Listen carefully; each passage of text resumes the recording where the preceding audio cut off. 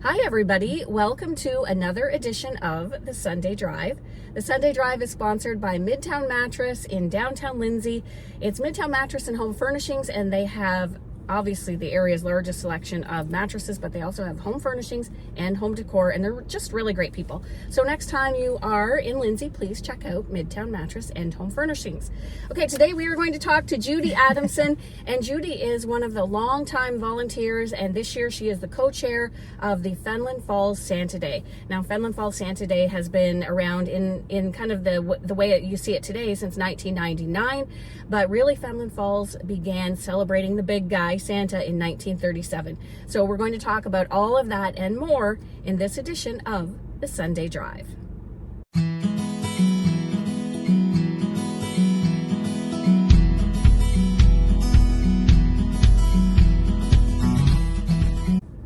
Okay, we are back with Judi Adamson. Thank you, Judi, for joining us and telling us a little bit more about Santa Day. You have been involved in this wonderful community event for more than 20 years. Yep. Tell me how you became involved.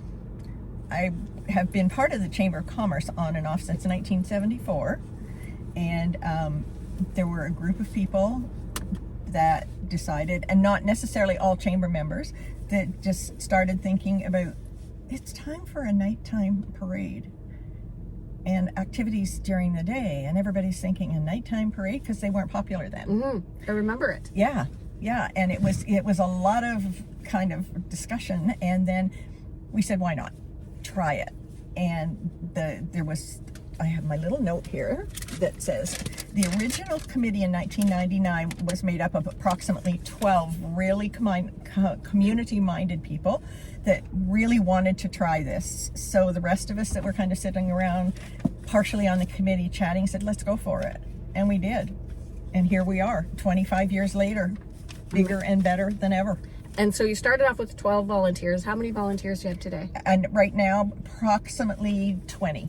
20. So 20 people put this whole huge event together every year. Plus all our volunteers. We would have approximately 200 volunteers on Santa Day. Wow. And we'll include the Friday before when we're setting up, but we're up to almost needing 200 people to make this work. So it really is a community affair. Very community, and nobody balks at it. Everybody wants to do it. So the nighttime parade, as you mentioned, at first it was something new, right? Very new. But it really has grown into a wonderful event that people come for miles. Yep, they do. It started, everybody was skeptical, and then when you look at the lights on the floats and the music and the smiles on the faces, it doesn't show up that way in the daytime. There's a whole different atmosphere about it. And now it's just part of the theme. Is always kind of the backbone of the thing. It's light up the night.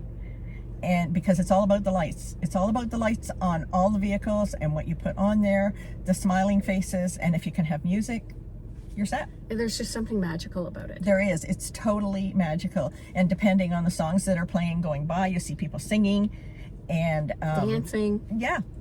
It's very, very community minded. And it's really leading up to the parade. It's a full day of free community events. It is. And that was we call them the old boys, because the three gentlemen that really wanted to push this were the old boys. And so we say that's what it was, and they were very much into, if we're going to do this, why don't we have it for free?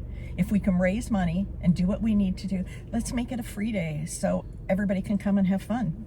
And it's just totally progressed from there. We have so many, oh my goodness, I don't even know the number. We were at a meeting the other night. I don't even know the number of supporters, but we've got to have 300 or 400 supporters. And when you say supporters, you mean donators, right? Donators, yes. Who donate to the cause in one way or the other, whether it's financially, whether it's their time, whether it's their space, because we have stores that donate space to use, and if they didn't donate, we maybe couldn't hold the event, or we'd have to rent something.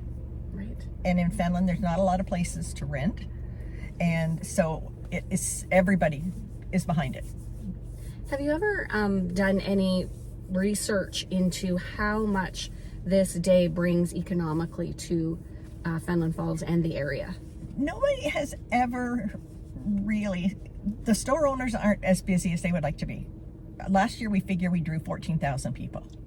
So 14,000 people around Fenelon doing kids activities and family activities. They're not shopping to the same degree. Right. Some are very busy, others aren't so busy. The restaurants are especially busy at the end of it and hopefully during the day. But we don't have any true statistics about it. We just hope that people that were in looking at something come back and that they tell the businesses that we were here on Santa Day and we had to come back and see you. So that's kind of where it goes. It's pretty hard to do statistics. And what are some of the events that you have going on? Oh my goodness. There's so many. Like you said, the wagon rides, which are huge. Yeah, There's we have always... the wagon.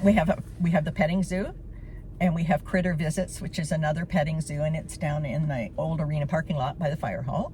We have wagon rides. We have pony rides, face painting. We have popcorn stations, and people giving out hot chocolate, cider, all of the different things. All of a sudden I just went blank. Visit with Santa? Yeah, there's a visit with Santa. I'm trying to come down the street. There's a visit with Santa, and there's lots of popular characters. yeah, we have characters wandering the street in costume. We have 4 professional performers who come from Toronto, and we have a stilt walker, and as long as it's not icy and snowy, he can do that. Otherwise, he has other things in his profession that he can do. We have a living statue, and he can move around because his standing piece that he stands on, he can move. Right. So we've asked him to kind of move around. And we have a young lady called Bex in Motion, and she does things with hoops on her arms.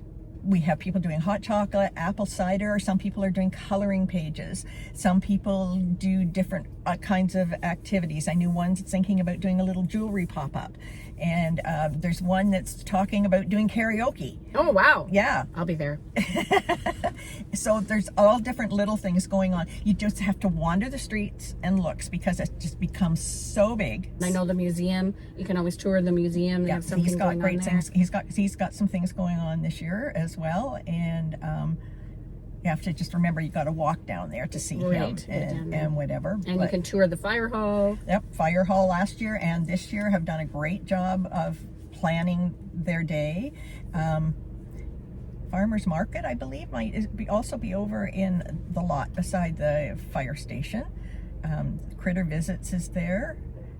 Sometimes we have an ambulance sitting there, and people that's can right. And the police car as well. And the police car, they can look in that as long as they haven't been called off. Yes. If they get called off in an emergency, then we lose them. Right. The fireworks is kind of the culmination of the day, right? The end of the day, and it really is a amazing fireworks display. It's one of the best I've seen. Yeah, and he does a great job for us. He has a bit of a love of Fenelon, so he looks after us, and it's really been good. We had it on our 10th anniversary. That was the first year we did it, and we were going to do it like maybe 15 and maybe 20, whatever. But when we got talking and we were talking to people around the community, they said you can't stop the fireworks.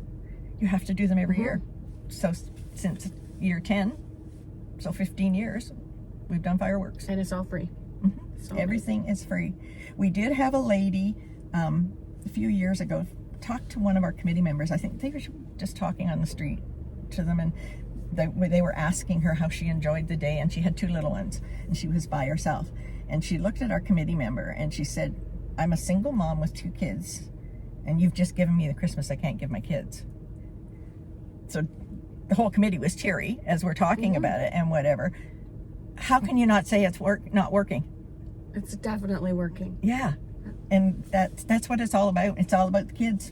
And that's what I was going to ask you. Why do you do this? We do it for the kids, and actually we do it for the adults now because we all love it. Yeah, right. Yeah, it's one of the best committees I worked on, and it's very community minded, and that's what it's got to be about. It's got to be about community, not